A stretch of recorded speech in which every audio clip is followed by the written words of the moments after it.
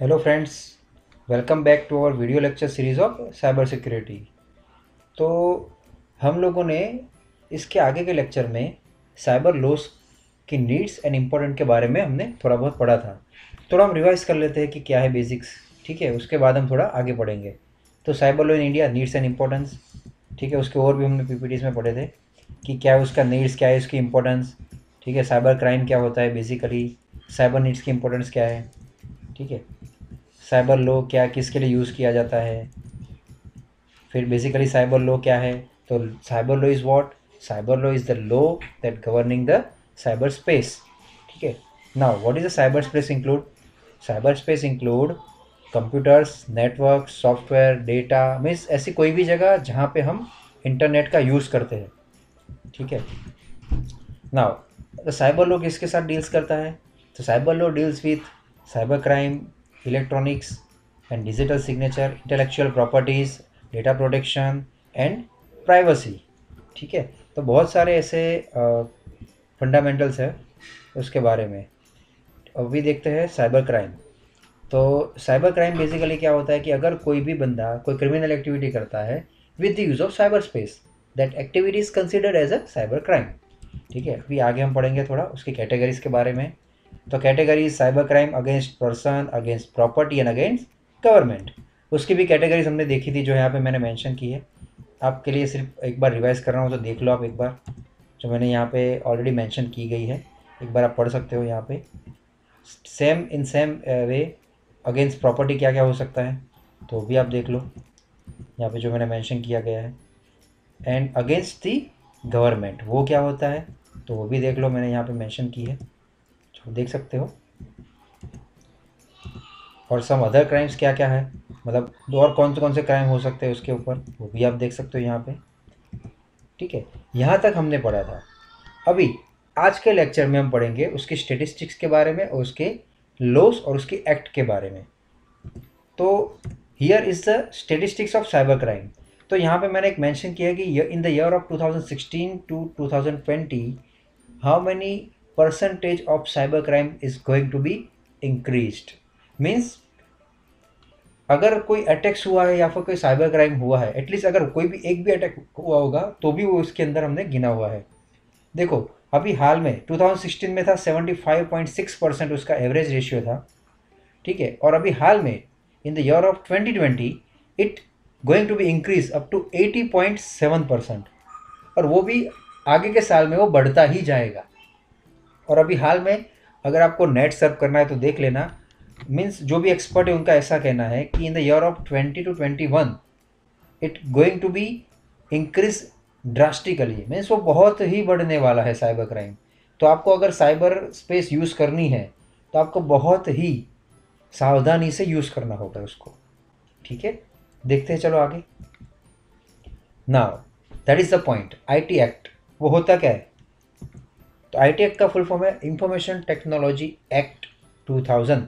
2000 इसीलिए किया है कि it Kemps in the market on 17 October in the year of 2000, means 17 अक्टूबर 2000 की साल में हमारे एक्ट में शामिल हुआ था, इसीलिए उसको कहते हैं आईटी एक्ट 2000। उसका बेसिकली प्राइमरी पर्पस क्या है, तो it provide the legal recognition to the electronic commerce and facilitate to filling of electronic record with the governments. Means अगर आपको कुछ भी लीगल रिकॉग्निशन कोई भी ई कॉमर्स के थ्रू अगर आपको ई फ्रॉड हुआ है, कुछ भी हुआ है, तो उसके अगेंस्ट आपको एक्शन लेना, तो क्या करोगे। मतलब ऐसे बहुत सारे क्राइम्स थे जो इंक्लूड नहीं थे हमारी एक्ट के अंदर, वो हमने ईयर ऑफ 2000 में एक्ट आईटी एक्ट के अंदर इंक्लूड किए थे। फिर उसके बाद में information technology act 2000, it consisted of 94 section and 13 chapters. Means total हमारे पास 94 सेक्शन है, उसको हमने 13 चैप्टर में सेग्रीगेट करके दे रखा है।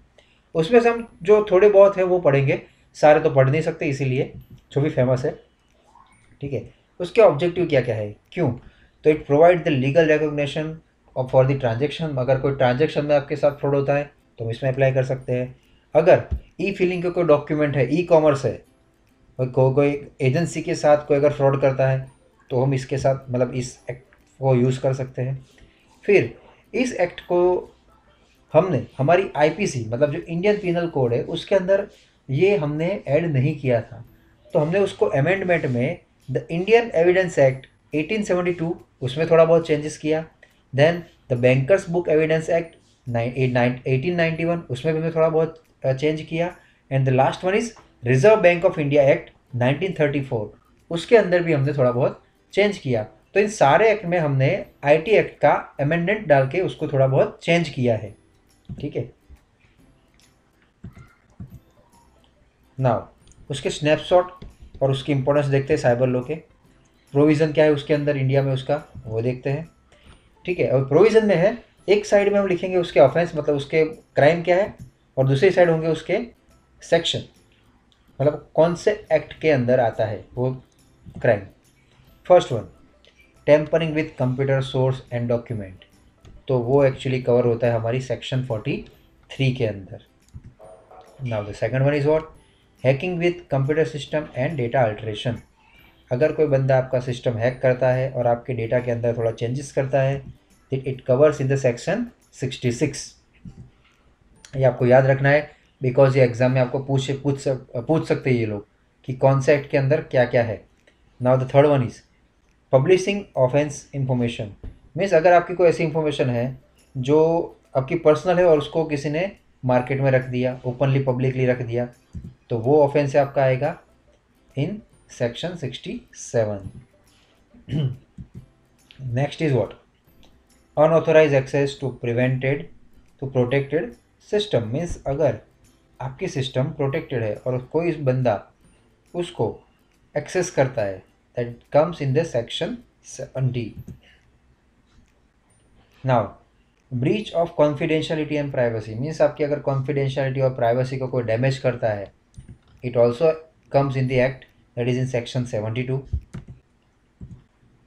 लास्ट वन इज देखो publishing false digital signature certificate, means आपकी अगर डिजिटल सिग्नेचर कहीं पे चलती है और उसको अगर कोई गलत तरीके से यूज़ करता है या फिर कोई चेंज करता है, आपकी सर्टिफिकेट अथॉरिटी चेंज कर देता है, then it comes in the section 73। जो ये सेक्शन हमने यहाँ पे लिखी है उस सेक्शन के अंडर अगर आपके सामने ये जो ऑफेंस होते हैं तब उसके अंदर आपको केस दर्ज करवा सकते हो आपका। ठीक है, that are the provisions in India. ठीक है, now IT act, but it's a crime under the IPC and special laws. ये थोड़े बहुत अलग रो है जो आईपीसी के अंदर आते हैं, इंडियन पीनल कोड के अंदर। तो उसके ऑफेंस, उसके section, first offence sending the threatening and defamatory message by email, means अगर कोई आपको धमकी भरा मेल या मैसेज करता है, it comes section 503 and 499 IPC. Second one forgery of electronic record, means अगर कोई आपके ई रिकॉर्ड के साथ कोई चोरी ऐसा कुछ करता है, it comes in the section 463 according to the IPC. Means अगर कोई बोगस वेबसाइट या फिर साइबर फ्रॉड करता है, that it comes in the section 420 IPC. अगर कोई ईमेल स्पूफिंग करता है, then it comes in the section 463 and 500 IPC. अगर कोई वेब जैकिंग यूज़ करता है, then it comes in the section 838 IPC. ठीक है, अगर कोई ऑनलाइन सेल ऑफ ड्रग्स, ठीक है, ड्रग्स का ऑनलाइन सेलिंग करता है, it comes in the NDPS act. तो ऐसे बहुत सारे एक्ट है हमारे इंडिया में।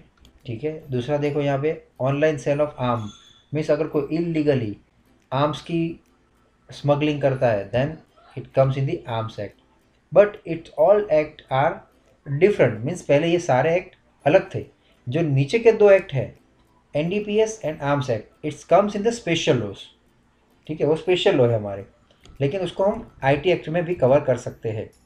ठीक है, तो ये है हमारी सेक्शन 43। तो सेक्शन 43 में क्या है कि अगर कोई पर्सन कंप्यूटर या सिस्टम यूज़ करता है विदाउट योर परमिशन, वो भी ऑन द इंटरनेट, ठीक है, तो अगर उसने यूज़ किया तो किस पर्पज़ के लिए किया, access, download, copy and from data from your computer, उस तरह से यूज़ किया है, या फिर इंट्रोड्यूस अ कंप्यूटर वायरस, मतलब आपके सिस्टम के अंदर उसने वायरस को इंसर्ट किया है, या फिर आपके कंप्यूटर नेटवर्क को उसने डैमेज किया या फिर कंप्यूटर को डैमेज किया है, और अगर आपके अकाउंट की सेटिंग उसने चेंज करके रख दी तो क्या। ठीक है, तो ये सारे जितने भी क्राइम है it comes under the section 43। और उसका पनिशमेंट क्या है, he shall be liable to pay damage of the way of compression of not exceeding 1 crore to affect the person. Means 1 crore के अंदर जितने भी आपके, जैसे कि आपके सिस्टम को डैमेज किया, उसका जो भी कॉस्टिंग आता है, बट वो कॉस्टिंग विद इन 1 करोड़ के अंदर होना चाहिए, वहाँ तक वो उसको पे करना पड़ेगा। इट हैज़ द लॉ, और ये उसकी इसकी पनिशमेंट। ठीक है, तो आगे भी बहुत सारे एक्ट है, उसके बारे में भी हम जानेंगे। लेकिन आईटी एक्ट जो 2000 थे, ठीक है, उसमें देखो ये सेक्शन 66 है, hacking with this computer system. Means अगर आपके कंप्यूटर सिस्टम में से कोई कंप्यूटर रिसोर्स की चोरी करता है, चोरी में क्या क्या होगा, तो देखो डिस्ट्रॉय करता है, या फिर डेटा को डिलीट करता है, या डेटा अल्टर्ड करता है, चेंज करता है, या फिर उसकी वैल्यू डिमिनिश करता है, ठीक है, या फिर उसको अफेक्टेड इंजरियसली, वो भी उसके एक्ट के अंदर कवर होता है। तो ये सारे क्राइम हम कंसिडर करेंगे सेक्शन 66 के अंदर। पनिशमेंट हमने जो मैंने नीचे मेंशन की है, 3 years और फाइन अप टू 2 lakhs।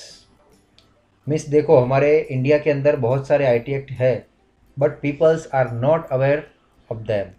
तो ये पब्लिक को अवेयर करने के लिए ही मैंने ये वीडियो लेक्चर सीरीज़ में साइबर लॉज को ऐड किया है। तो आप उसको देखिए और पढ़िए, ठीक है। और बाकी का हम पढ़ेंगे अपने अगले लेक्चर में, ठीक है। वो हम बनाएंगे उसका पार्ट 3। उसके अंदर हम देखेंगे आईटी एक्ट 2008, जो 2008 के अंदर जो आईटी एक्ट आए उसके बारे में हम पढ़ेंगे, ठीक है। तो आज के लेक्चर के लिए हम इतना ही रखते हैं। So thanks for watching the videos. जय हिंद, जय भारत।